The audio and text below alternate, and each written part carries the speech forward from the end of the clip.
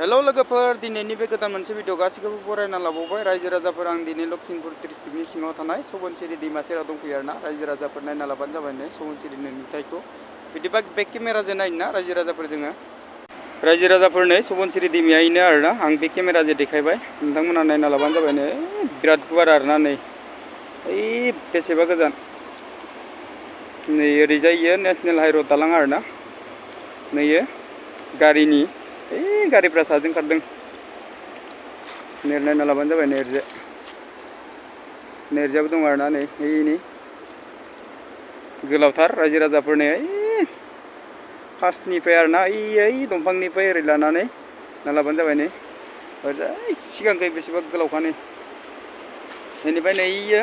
train साइटेन आरोना बे train साइटेननि दालां ट्रेननि दालां आरोना नैबो बिराद गोलाव नै मोननैबो बराबर आरोना समान समान